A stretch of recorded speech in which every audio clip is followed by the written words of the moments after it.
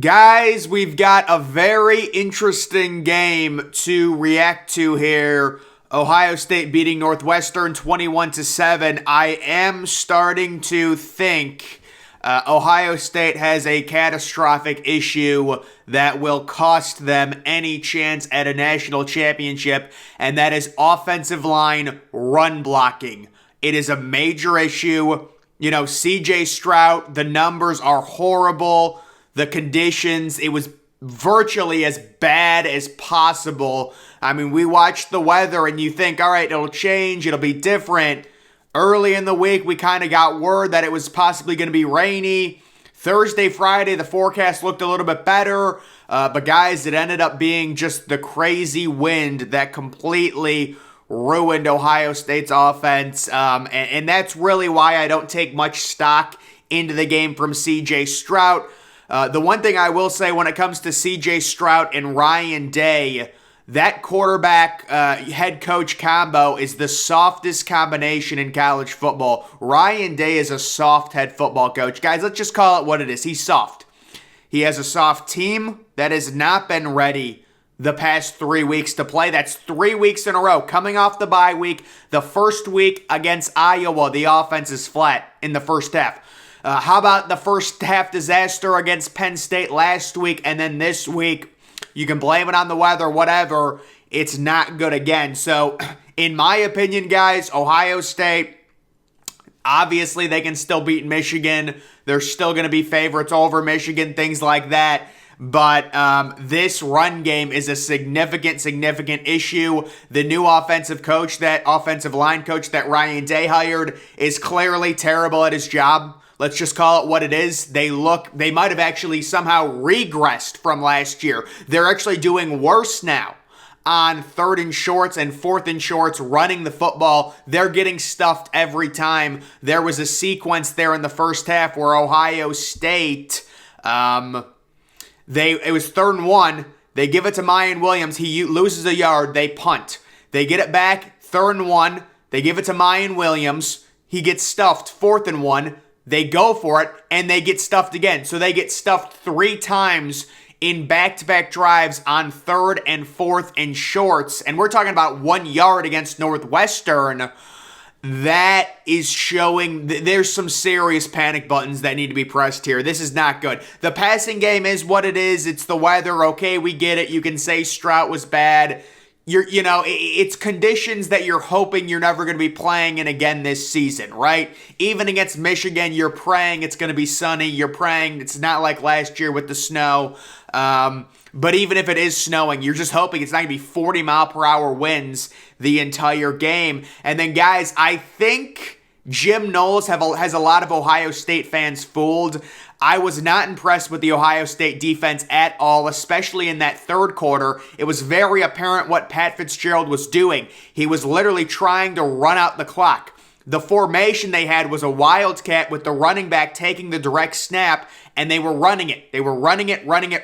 They were running it on 1st and 10. They were running it on 2nd and 5. They were running it on 3rd and 8. You need to adjust and load the box. Pat Fitzgerald is trying to waste time. He doesn't care about scoring in that situation. He wants to play with the wind and have a chance to, take the lead in the 4th quarter when they have the wind at their backs. I don't know what Jim Knowles is doing, not adjusting to that and absolutely loading the box when they don't even have a quarterback in the backfield. And you're not loading the box in that situation. That is ridiculous. But then Ohio State fans sit there and they regurgitate propaganda like Ohio State only allowed 7 points. Yes, you're facing, guys, Northwestern, one of probably the 2nd worst Power 5 team in college football. The 2nd worst. And by the way, Northwestern, they couldn't throw the ball either. Just like Ohio State. So I would say the Ohio State defense, it felt like Northwestern, their line, they were getting really good push against this Ohio State defense. I am concerned about Ohio State's run defense. I was not impressed today at all. And again, this is a situation where Ohio State fans, there's no nuance. It's just like the Iowa game. I kept hearing everyone say 54-10, 54-10. But I was like, yeah, but actually look at the context of the game and look at how lucky Ohio State got. There's some serious issues. Then they sit there and they say the defense only allowed 7 points. Yes, but look at the context. Look at the... Ohio State has a major toughness problem right now. These guys are not tough, and it falls on the coaching staff. That is the main issue, in my opinion. The offensive line, the pass blocking, it's not been an issue yet this year. The pass blocking seems to be, at least decent every single week. I'll give them credit for that. The run blocking is horrific. And you take a look, C.J. Stroud, 10 of 26 for 76 yards. It's whatever. Mayan Williams getting, 28 carries is unbelievable to me. I think, listen, Mayan Williams is a great change of pace back. When you've got him paired with Trevion Henderson, that's a great system. You can't give Mayan Williams 28 carries. He's slower than my grandma. Come on, guys. You can't give him 28 carries. He can't be getting 28 carries. You would think they would go with Hayden. I guess they absolutely don't trust the true freshman running back who's a little bit quicker. They didn't give him any carries, and then just simply not enough targets for Marvin Harrison Jr. I don't understand, if you're Ryan Day, how you're not game planning and telling C.J. Stroud, listen, we like Emeka Buka. We like Julian Fleming. You need to look for Marvin Harrison Jr. Like, that's just the bottom line. Marvin Harrison Jr. is your first... I know, Julian Fleming's a nice receiver, although I thought Julian Fleming's body language in the first half was terrible. I'm surprised they didn't bench him. Emeka Buka dropped the touchdown, whatever. It looked like... I'm not trying to make excuses for Emeka, but it did look like the defender kind of actually tipped the ball. They said the defender didn't tip it, but... when he was trying to catch it, it was affected. So, definitely a game here for Ohio State where, listen, it's almost like the loser of the Tennessee-Georgia game is still going to be ranked ahead of Ohio State because of this performance by, the team. And again, it's tough because it's the weather, but it's week after week. It's the same stuff. They can't start on offense. That's coaching. It's always a slow start. 3 straight weeks, noon starts after the bye. The offense starts ridiculously slow, and you have to start looking at the coaching staff. This week, I'll give them the pass in terms of throwing the football. It was tough, but the main issue with Ohio State right now, they can't run the football, so they're forced to throw the football in 40-mile-per-hour wind gusts. And then we had some horrible quotes from both Ryan Day and C.J. Stroud. Ryan Day says, never have been around conditions like there were on Saturday, and he's happy the team battled. So that's what he said, that he's never been around wind gusts before. I mean, come on, man, really? It's just, it doesn't inspire any sort of confidence, and there has to be some accountability, and someone's got to address the elephant in the room. This team cannot run the ball on 3rd and short and on 4th and short. And then C.J. Stroud says, quote, they did a decent job when they were trying to throw the ball. What? C.J. Stroud was 10 of 26 for 76 yards, folks. This is a clown show. This is a total clown show right now. And, Northwestern's running back, 30 carries, 122 yards. They were getting great penetration in the second quarter. Another issue for Ohio State, Ryan Day botched the coin toss, which is something that you would think would never happen. So what happened, apparently Ohio State called whatever, let's say they called tails, it was heads. Northwestern says, we don't want the ball. They want to defend. So Ohio State gets to choose if they want to go with the wind for the 1st and 4th quarter or with the wind for the 2nd and 3rd quarter. And Day chose to go with the wind for the 2nd and 3rd quarter, which you would think. Now, I'm guessing he's thinking that Ohio State was going to blow out Northwestern and it wouldn't matter. Ohio State was going against the wind in the 4th quarter. It did end up mattering at least a little bit. And I am not giving the Ohio State defense, and I think Jim Knowles. Guys, this is what I'll say about Jim Knowles and Ohio State investing all this money in Jim Knowles. It's like you go on a blind date with the girl, and she's like a 6.8. So you're going on the blind date, you see her, you're like, all right, it could be worse. She could be ugly. This is a blind date. She could be ugly. She's not ugly. but she's just not. There's something missing. Like, that's the Jim Knowles defense. Like, is the Ohio State defense improved from last year? Yes, but it's not anywhere close to what we thought it was good. Well, I don't know, guys. I mean, a lot of it is so tough. It's so hard to actually know how bad Ohio State's cornerbacks are because these Big Ten teams they cannot throw the ball. I mean, Ohio State's facing Iowa. They couldn't throw. They got eaten alive by Sean Clifford for 370 passing yards. And then Northwestern, a combination of them just being horrible on offense and there being 40-mile-per-hour wind gusts. We really don't know how good or how bad these cornerbacks have gotten because that's the main weak point. And I think if Ohio State's strong point is stopping the run and they're struggling against Northwestern in a game script where you know they're going to run, this is not setting up good against a team like Michigan. The only saving grace is J.J. McCarthy and the Michigan receivers really don't look that threatening right now. But they're certainly better than Northwestern.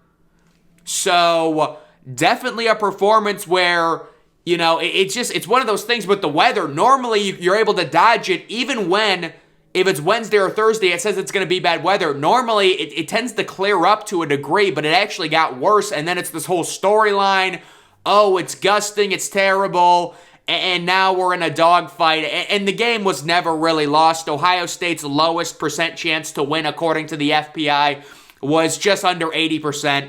That was later in the second quarter there on one of their drives, I think, to tie the game up on a third down. 79.3% chance. So the total yardage is pretty hilarious. Northwestern outgains Ohio State. You can't make it up. 4 more first downs.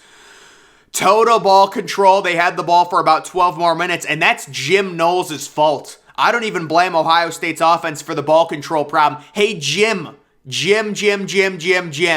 Northwestern in the third quarter, they're not going to attempt to pass, buddy. Why are you not loading the box? And then, guys, the other thing, I'm just going to mention this, but I don't know what it ended up being. I don't know how many rush attempts Northwestern had. I think it seriously 54 rush attempts? I don't know how many it was. It might have been 54 rush attempts or something. I'm sorry if I'm getting that wrong. They got called for 0 holding penalties. I find that very hard to believe that there were no holding penalties on 54 rush attempts for Northwestern. Now listen, definitely nothing against the refs or anything. The refs are not the reason Ohio State, played this badly. But come on, man, really? That's a little ridiculous. But either way, yeah, I mean, listen, it is what it is. I don't know what to make of it. You don't want to overreact completely because this team, I mean, you look back to the 2018 team with Haskins and Urban, when Urban was basically, going through cardiac arrest on the sideline in half of those games. They looked horrible, and Michigan looked great, and then they blew out Michigan. So I don't know. They're still going to be favorites over Michigan. It'll be interesting, but these games are just not encouraging. Like, if the Michigan game happens and they can't run the ball, you're not going to win the game. You're just not going to win it. So you have to pray. And the other thing is, what do you do with Ohio State and these Ryan Day teams who, I mean, I think if you gave Ryan Day a lie detector, he would end up admitting the Ohio State, they're soft. Ryan Day runs a soft style of football. He recruits a quarterback from California who doesn't want to get hit, C.J. Stroud. They're all soft. They hate playing in this weather. Why not? Ohio State's going to have to build a retractable roof or something to placate to this offense. And obviously, against Michigan, it's going to be a severe, I mean, you're going to see Ohio State, it's going to be 70% passes, unless the weather is crazy, but it comes down to the wind and stuff like that, so I would say this game for Ohio State, there's really, I mean, the punter is great, Ohio State's punter has done a great job. The defense, I can't see a positive for the defense. If you actually watched the game and watched what Northwestern was able to do and how the push that they were able to get, I don't see a single positive for Ohio State's defense at all. The offense, maybe C.J. Stroud is taking contact. He's able to run it a little bit. Again, the offense, I'll say there were some drops. I think they need to start really getting Marvin Harrison Jr. the ball more. like actually trying to get him on the first play. I want Marvin Harrison Jr. touching the ball. That's just me.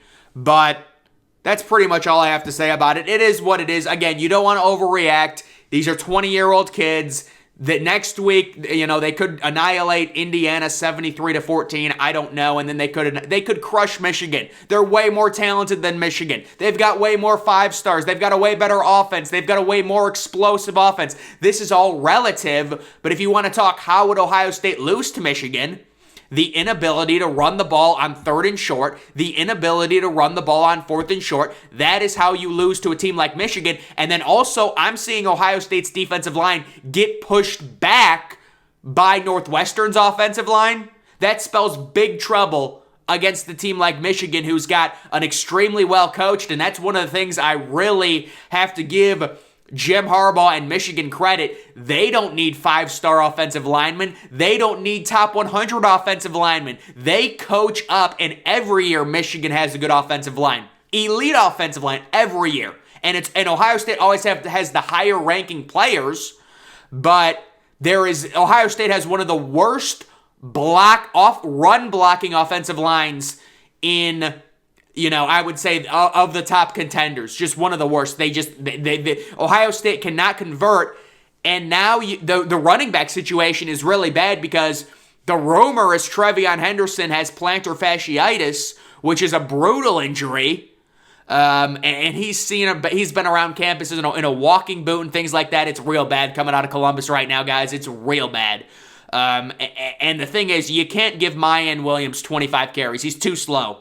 You need a change of pace back. So I don't know, Evan Pryor being injured, that preseason injury, wow.